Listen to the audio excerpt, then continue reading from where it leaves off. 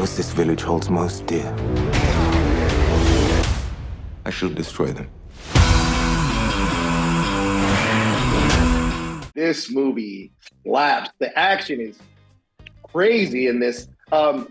It's a fantastic film, y'all. Great job. First question I have for you, Ed, is you said that Rebel Moon was a feat of endurance. You discussed your overall experience working on Rebel Moon and your biggest takeaway from the film, or from the two films, I guess. It was such a feat of endurance. And I suppose that's the funny thing about us two sitting here is the scene that we did together was my last dialogue scene. After that, I only had some little bits, and that was his first scene. And Fra met a broken man. I did. A broken Ed. By the time I was there, I hope I was still gracious and polite and you were all of that. But yeah, I was truly a broken man. I don't think I was doing a very good job of hiding it. Yeah, it was tough. You know, it was tough. I've done other stuff in my life that was really tough, and sporting endurance things that were really tough, and that you kind of have to do so much stuff behind the scenes and require a lot of mental fortitude and willpower and such. But this was tough. And I think now you watch part two, I think you can feel that. You're like, oh, I get why it was so tough. First one, you was like, you were just talking. Yeah. You're just standing around talking. What's so tough about that? You Hollywood wimp. But now it's like, yeah, it's you can see the physical set pieces that we had to do and such. And it was a strain on the body and somewhat a strain on the brain as well. But you know, there's something inside me that needs to keep coming back to do these things.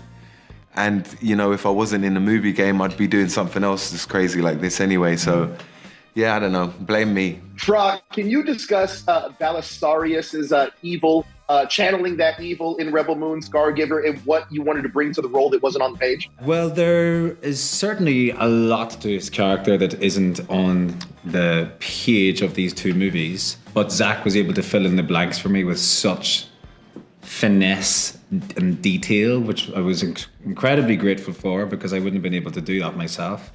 And in terms of his evil, I just had to go, to the basics of what has motivated him.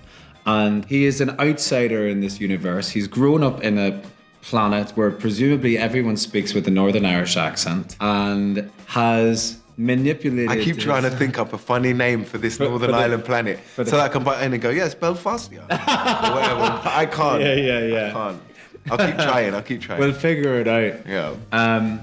And has weaved and manipulated and orchestrated the sequences of events in his life to systematically go up the ladder. And I'm not sure if he ever thought he was aiming for the highest position in the universe, but when he finds himself in the Senate and is enjoying the structure and the order of the mother world, and when that is threatened, when the king threatens to dismantle that, he's having none of it.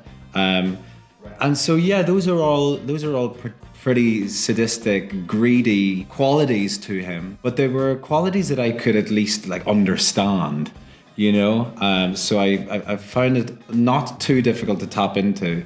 In that way, he's different from the evil of Nova, which I think is just pure, brutal, sadistic. He loves to see the horror. Belisarius is a bit different. He's more calculating, and it's more of a political thing that's happening with him.